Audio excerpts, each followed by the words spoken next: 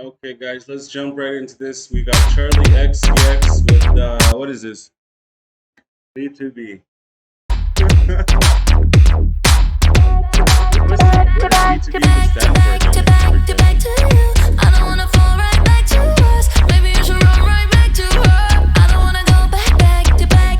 Already, it has that UK vibe. Obviously, it has that UK vibe, but there's something enthralling about the record. Like, there's something kind of like mesmerizing. Like, if you don't know anything about Charli XCX's kind of like like rise, it was all in terms of like she was doing all these underground shows and like these underground venues, and like this kind of has like an ode to it, kind of like if you've ever listened to her first mixtape, True Romance. This kind of has that kind of like early like sounds that she's bringing from this era.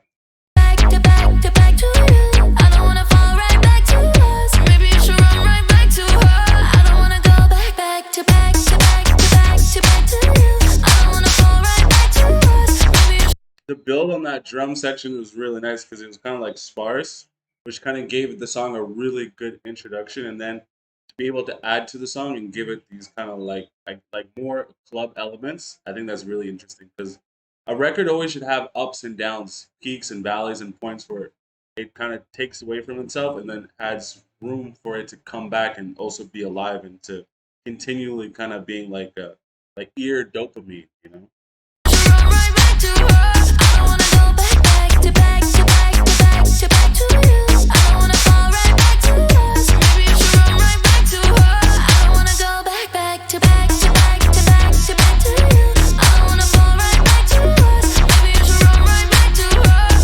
And this the songwriting is always super simple. That's like a thing that is Charlie's entire like her entire methodology is kind of like super simple, catchy pop songs, man. Like no fluff, everything straight to the point. And I love the way her vocals are mixed in this song, dude. It's like it's perfect.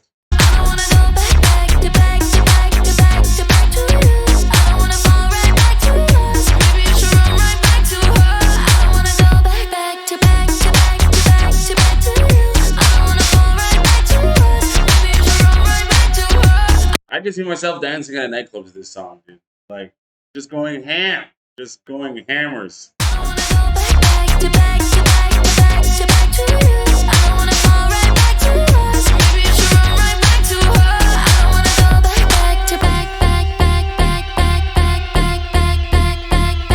Okay, I was wondering when we're gonna get some kind of change up, and we finally hit that point in the record where there's I don't know what's gonna come next. Like it could drop into something even more UK dance, or it could go into kind of like a PC music kind of like vibe. Because she has been collaborating with PC music a lot, and it wouldn't surprise me if it took that direction.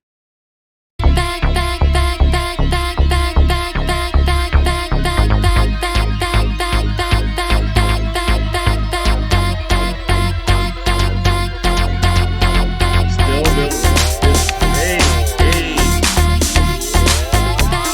this kind of hella reminds me of like her Boiler Room set.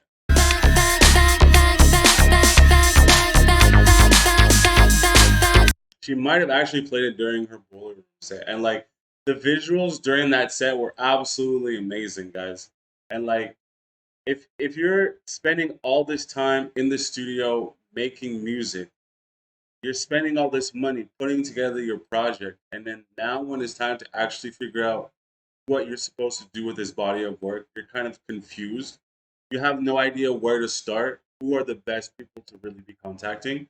And I think if you take a chance to send me a message and take some of the look at the work that we've been able to do, we've been able to help a lot of artists kind of deviate from having that roadblock of like, I don't know what I'm supposed to do for my album art, or I don't know what I'm supposed to do for my project.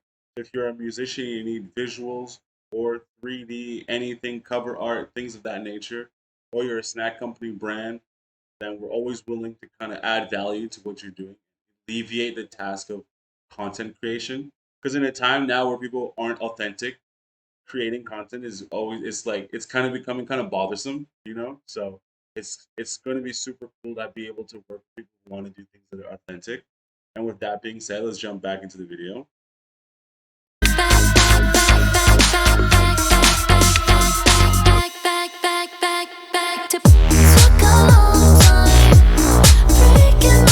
Now this section is kind of like a second half of the song. Like there's this full bass line, kind of like super 80s like drony bass line that came in. Sexy.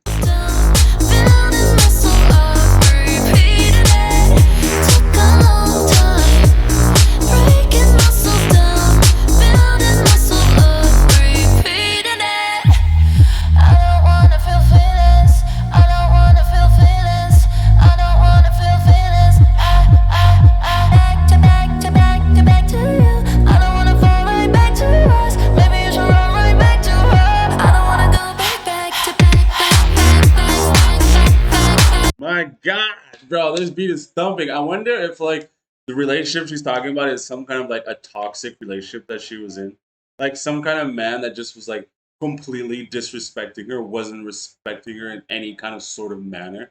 Just somebody just absolutely toxic in the sense that like even if he spilled blood, he'd probably leave a hole in the floor. You know, kind of like somebody like that. You know.